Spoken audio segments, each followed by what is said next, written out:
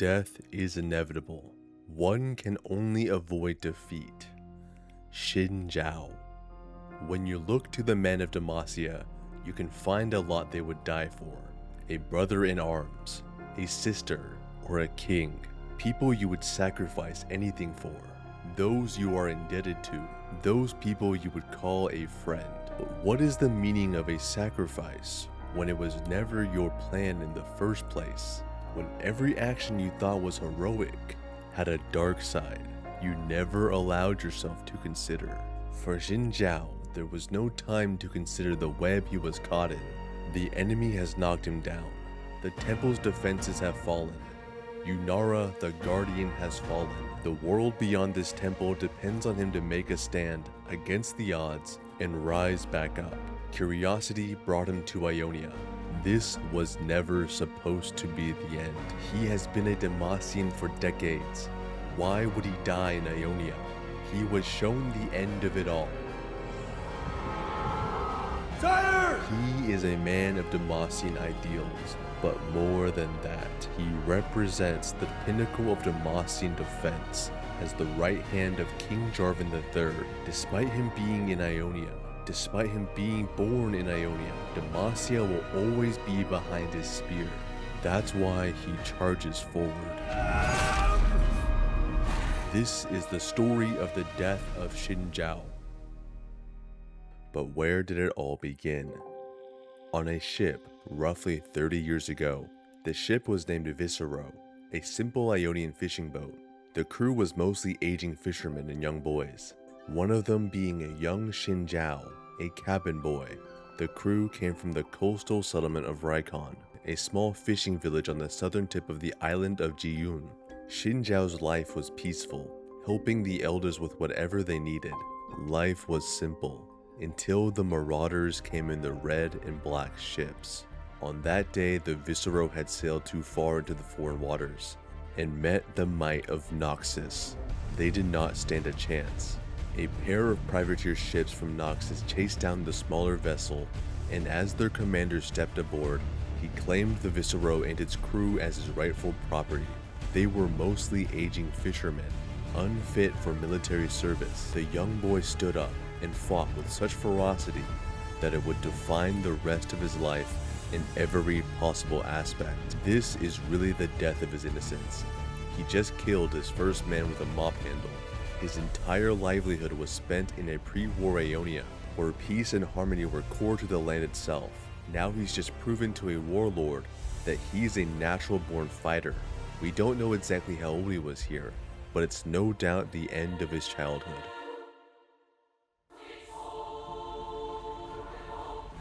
After months at sea, Xin Zhao found himself in Noxus. Everything was towering, oppressive, harsh. There was none of the natural beauty that filled his home. There was no delicate beauty in the waters, no magic in the trees, imposing gateways and fortified stone walls unlike anything he had ever seen, and the people were crammed into every available inch of space. This was the capital of Noxus, Noxus Prime.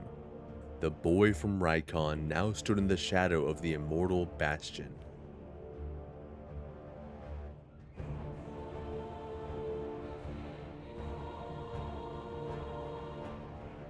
We now enter the stage of Xin Zhao's life where he's shaped by his dark surroundings and loses himself. Xin Zhao is abandoned and is quickly separated from the rest of the crew of the Viscero, as the old men were sent straight into the brutal reckoner pits.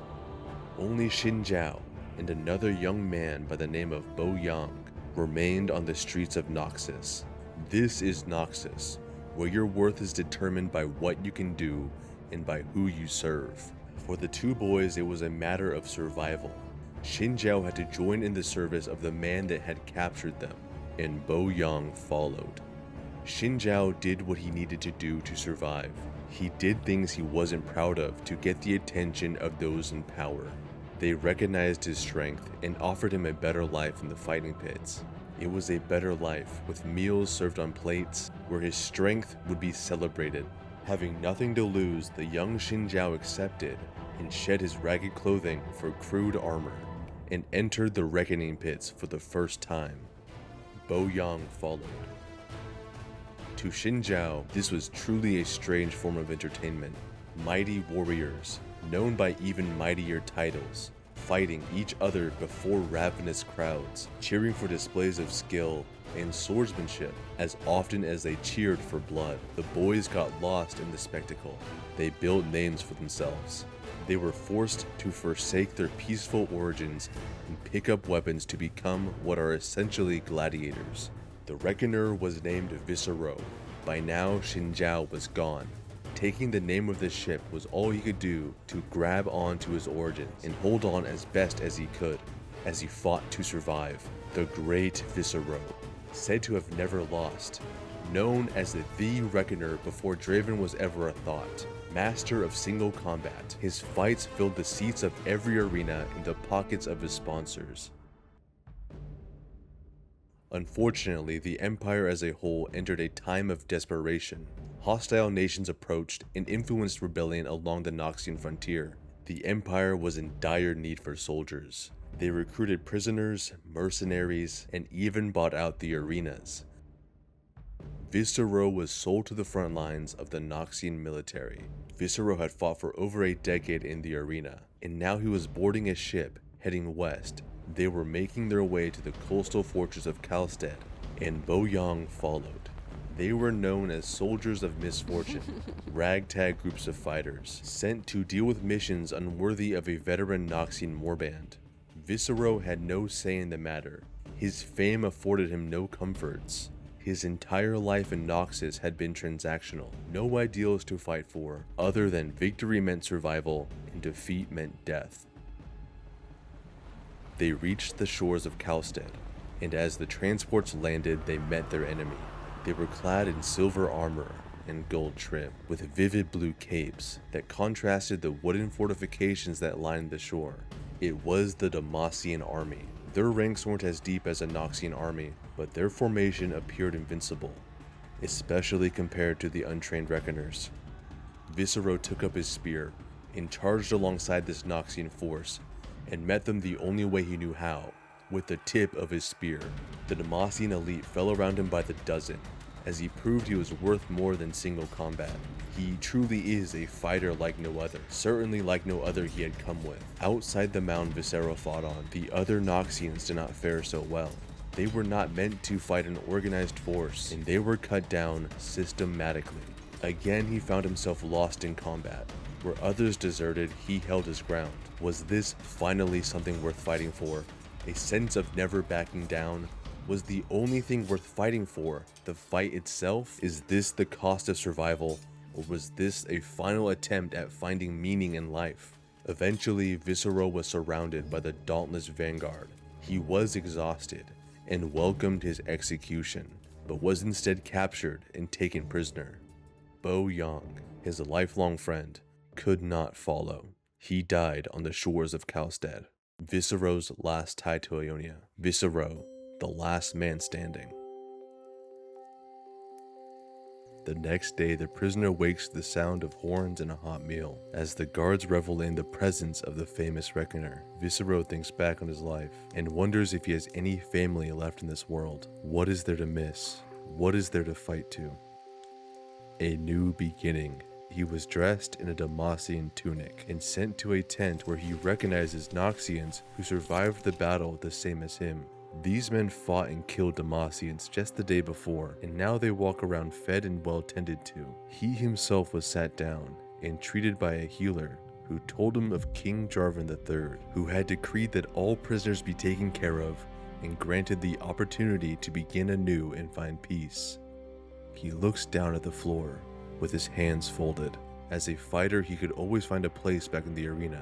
The people of Valoran would embrace him for his strength. For a moment, he thinks back to the First Lands, but his birthplace is now as foreign to him as any distant fantasy. Where would he even find peace, and would he want it? He decided peace died long ago, when he took his first life, only to prolong his own, and he turned back to the healer to hear more about her king. She simply replies with, "Why don't you see for yourself?" There were times in the arena when his life meant nothing. Now it is worth an audience with a king. Within the king's tent, he's again surrounded by Demacians. The man in front of him is not much older than himself. Sitting on a raised oak chair, he wears a radiant, gold-plated armor, embellished with ebony spikes, and atop his head lies a crown, adorned with jewels. This is their great King Jarvan III, and his son, the Prince. The king is more pleasant than you would expect, nothing like the ruling class of Noxus. He was personable, forgiving, and took interest in the life of the man that knelt before him. Viscero tells the story I have just told you, his capture as a boy, the desperation on the streets of Noxus, and what he had to do to survive, until one day he was sold to the military. The king replies with interest, and motions to his guards to allow Viscero to leave a free man with a pouch full of coins. But the kneeling man does not move. He stays kneeling, but lowers his head. "I have one request, if I may." "Speak," the king replies. "I wish to join your guard." The tent erupts in outrage as the captain beside the king shouts, "Absurd," and the guards strike the end of their spears in accord. They agree, it is absurd. The king laughs and offers the man room to speak. Xin Zhao, yes, Xin Zhao, he is no longer captive to Noxus, raises his head. "You have shown me mercy and honor, two things I never knew until now. All my years in Noxus I spent fighting for a cause not my own, and during that time I knew of only two truths. Victory meant survival, and defeat meant death. But you and your people fight for something else, something more. No one speaks, and I'd rather die fighting for honor than live out my days regretting that I never made that choice." This was his grasp towards a purpose. The king compliments the speech, but suggests that his royal guard undergoes decades of training to be by his side. How is he to believe that this man is capable of being a royal guard? Remember where Xin Zhao comes from. How else would he have ever proved himself, other than the events that follow? Fate had made its choice. He rises with a coin pouch in his hand and throws it at the sword captain, hitting her in the face. While she recovers, Xin Zhao sweep kicks the guard to his left, knocking him to the floor. He then snatches the Demacian spear, swinging the spear in a circle to trip the other guard to his right. No guards remain standing. At least there were no guards close enough to stop what happens next. His body moves on instinct, fluid and swift, as his mind pretends he is back in the arena. With one final twirl of the weapon, he jabs it forward at King Jarvan III, its blunt end stopping inches short of the king's throat. Soldiers rush in and Xin Zhao falls to his knees, laying down the spear without a sound and offering up his neck as the captain's blade threatens to cut it. The king orders everyone to stand down and compliments the skills of Xin Zhao. As the captain argues that he just tried to kill the king stands up. "No, Tiana," the king replies. "He showed me how I could be killed, even in front of my own trusted guard. When this man entered my sight, he was a prisoner no more. Demacia was founded long ago by good people who sought refuge from the evils of this world. This man's story reminds me of those tales of old, of great Orlon and his followers, the very ones my father once told me." The king bends down to help Xin Zhao to his feet. "Xin Zhao, you have touched me with your life and courage, a rare thing I have not felt in some time. Though you may not have been born a Demacian, I shall allow you to travel back with us to my kingdom, where you will then prove yourself as my personal guard." He reaches forward and grabs Xin Zhao by his shoulders. "Do not take this opportunity lightly." Xin Zhao took this deeper than heart. It went to his soul. He had found his meaning in life, to use his strength to foster the will of the great king of Demacia and his young son, Prince Jarvan IV.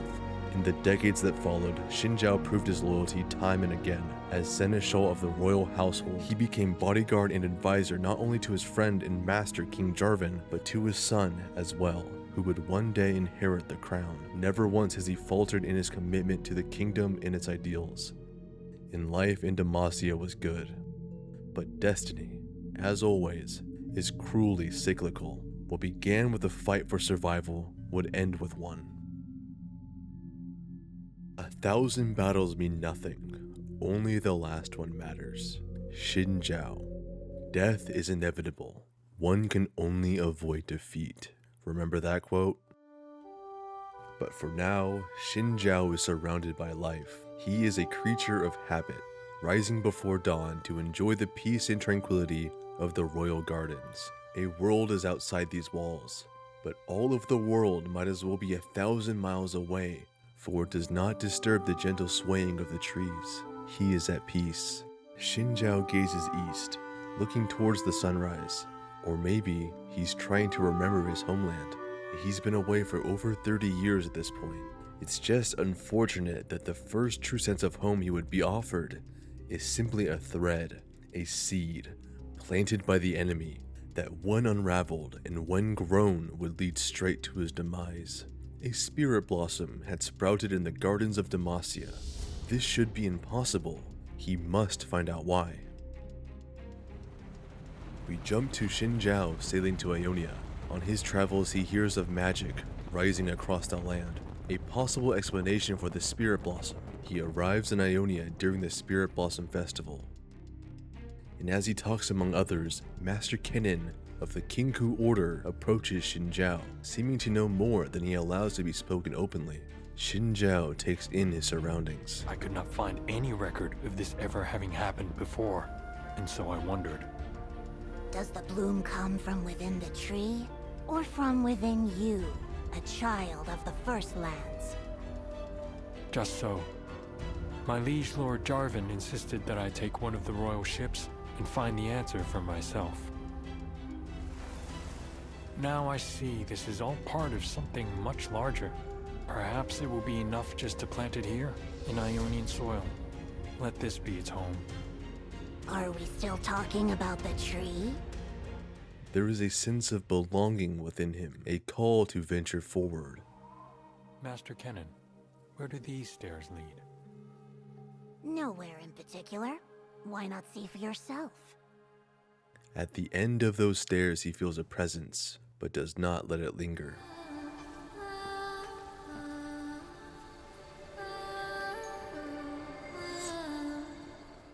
They return to peace.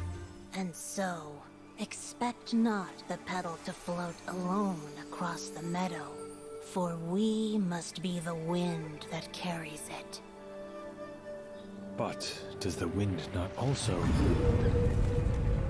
What was that? This is where the plot quickens.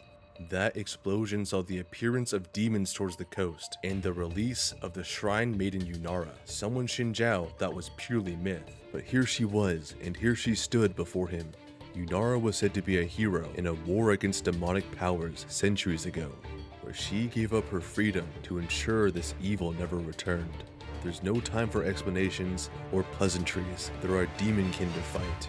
Magic is indeed rising. Follow me. There are more demons below. Yunara and Xin Zhao fight the demonkin. In the end, the Demacian spear of Xin Zhao is destroyed. But that does not matter. Your spear struck true until its last, my king. I am sorry. You fought well, Xin Zhao. But there is no time to mourn, nor revel in victory. The wind stills, and balance remains upset. I must return to Koshin. They reconvene and come to a grim realization. If Yunara is here, the Temple of Twilight and what lies within remains unguarded.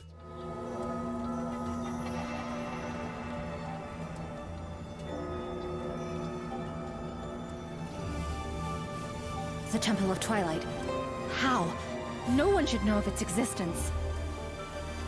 And yet the wards have been breached. We must return at once. As the bells toll, it's time for Xin Zhao to know the truth, for the end is near.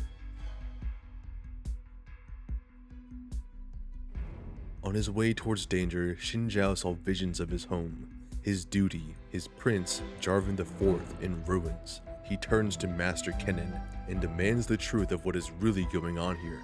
Who is Yunara really, and what is really within the Temple of Twilight? Yunara, what has happened? He says he experienced a dark vision. Master Kennen, if the temple has been breached and... I have seen you both seek to preserve the secrets of the Kinku Order. Such is your duty, and I am not one of you. But I must know, what kind of enemy can reach inside my mind and taunt me with scenes from my own worst nightmares? Speak now, or I shall go no further. Can he be trusted? The truth is, Yunara, the Shrine Maiden, was a myth. She was the Fist of Shadow, not some soft shrine maiden. 15 centuries ago, Ionia was under siege, and the Kinkou were fought back to their final stronghold, Koshin. Their enemy were the Darkin. Their Shuriman conflict had spread to the First Lands, and it was about to bring the end of Ionia itself. Times were beyond desperate for these Ionians, but fortunately, either through prayer or grace, Zahen appeared. He was a god warrior in his own right, and fought against those who brought slaughter to Ionia. He would be their solution to the many Darkins still present in Ionia. The Kinkou had no other choice than to trust and utilize him. Eventually the war was won, and the Darkin were sealed away. When the dust settled, the warrior Zahen made a grim request. He could feel himself slipping. He knew it was only time until he fell to madness like his fellow former Ascended. He asked to be sealed away like the other Darkin, and the Kinkou complied. And so Zahen, the hero, was trapped within his glaive, and Yunara, the Fist of Shadow, pledged to watch over him. Together, within the Temple of Twilight, they were sent into the spirit realm, where no mortal could easily access the power within. That was the truth, and that was the cost of peace at Ionia. The myth of the Shrine Maiden further worked to maintain the balance. Now both peace and balance are threatened by whatever has just breached the temple. These events made three things clear. The Azakana attack was a distraction. A dark glaive, a weapon of untold power, was within the temple. Whoever has broken it intends to freeze Zahen, the former hero, who may after all these years be unstable. Yunara offers Xinjiao a final way out. Return to your ship and warn the people of Demacia that the Darkin have returned. You and I must go. You should return to your ship, Xinjiao, and warn the people of Demacia that the Darkin have returned. No. This is not the Kinkou's fight alone. The Darkin are a threat to all the peoples of this world. I will do everything I can to keep this Zahen imprisoned where he should be. But I will do so in service to Demacia and my king. The visions have made it clear. He stood as the front line of Demacia. He was the tip of the spear against this new threat. He would see it to the end. To the very end. The plan was to enter the spirit realm, so they had to prepare. This was nothing new to Xinjiao.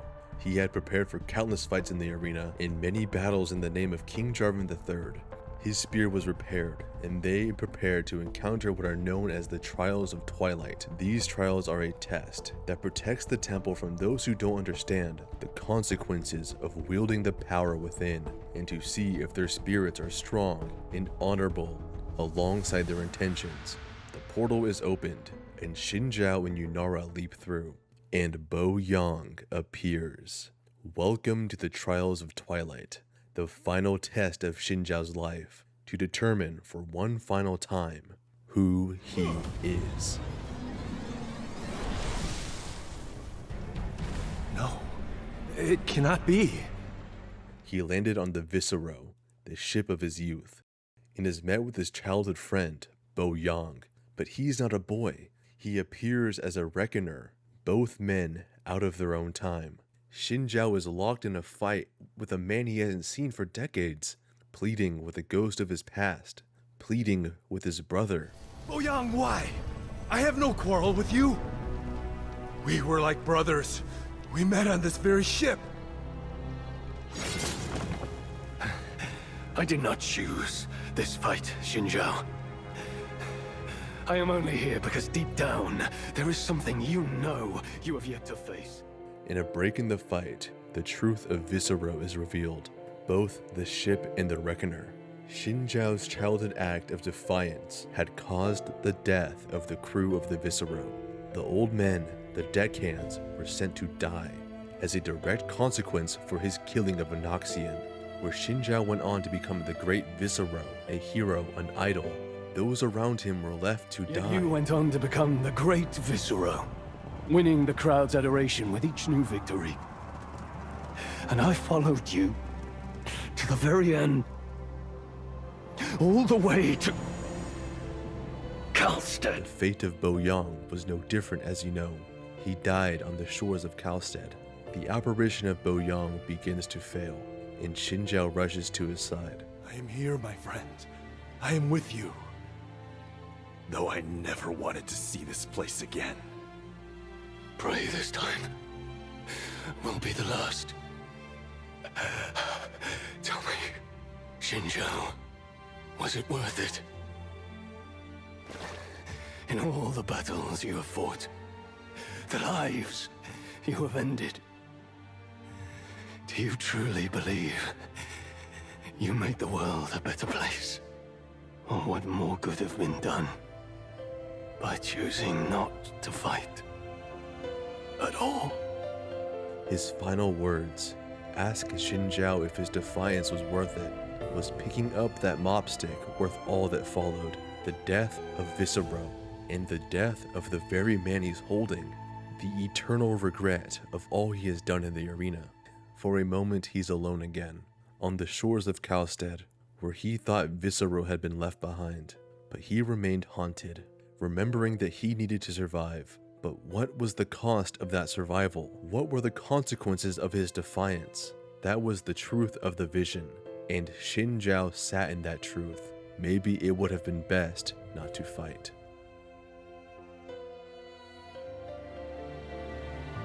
Arise, Seneschal.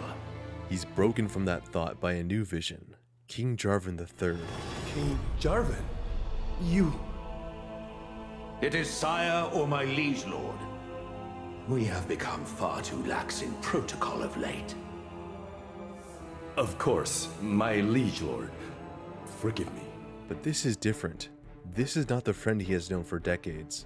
He speaks in a distant, cold manner. He was never so unkind, never so dismissive of his old friend.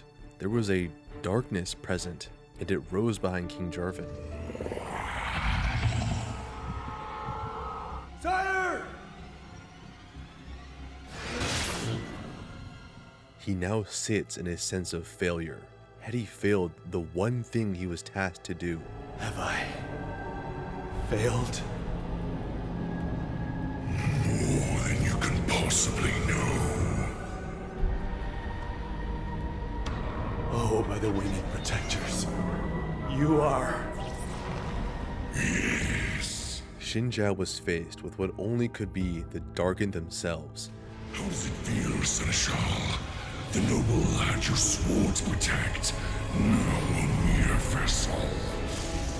The line is ended. This kingdom is doomed.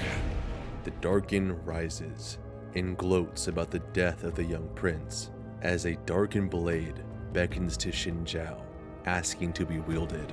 This world is ours. We will take it back. Perhaps he needs to use the power of the Darkin to defeat the... No. That is not the answer you seek. A voice breaks through his thought and breaks the vision. He's back with Yunara. They had both heard the voice. It was Zahen, and it was clear. He was warning them away from the dark enclave. He still fears what may be done if he is allowed to be wielded. But Yunara knew him better than anyone, and believes there is still good within Zahen. And Xin Zhao is not one to abandon a fight for a good cause. They charge further into the Temple of Twilight, leading us to the final cinematic, Twilight's End, Xin Zhao's End. Xin Zhao and Yunara charge to the center of the temple, as if the fate of the world depends on them. They meet their enemy, and it's yet another demon, and it holds the glaive. The duo fights, and you see the culmination of Xin Zhao's life in how he fights back. He admires the strength of Yunara as he returns to his Demacian principles of defense. He's defending Yunara as she awakens the spirits of Ionia. It's fleeting. Yunara is struck down by ethereal chains, and her power fades. Xin Zhao follows her to the ground, but you could never keep him down. Yunara has fallen, and the temple's defenses are destroyed. Welcome back to single combat. One-on-one, Xin Zhao gets back up. For him, there's always a path to survival. This fight will not become his first loss. All the defenses have fallen, and it's down to him. He alone stands between destruction and Demacia. As he charges forward, he once and for all knows what he's fighting for.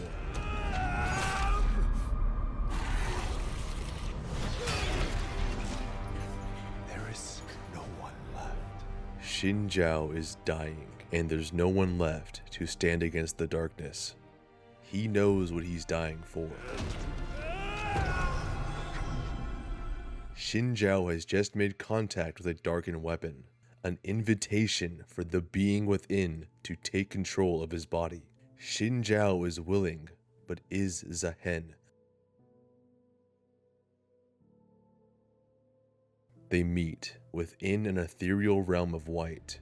Zehen appears as a man within a robe, not the ascended form we saw earlier. Perhaps this appearance is a reflection of his innocence, as he continues to try to convince Xin Zhao that he is not the answer.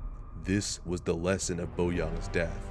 This was the lesson of the trial of Twilight. Perhaps he is not meant to fight back. Perhaps it's time he considered survival has consequences. Maybe it would be best to leave Zehen alone. But this is no longer the survival of only Xin Zhao. In his eyes, it's the survival of the entire nation of Demacia, along with the royal bloodline. He must convince Zehen. You know not what you ask.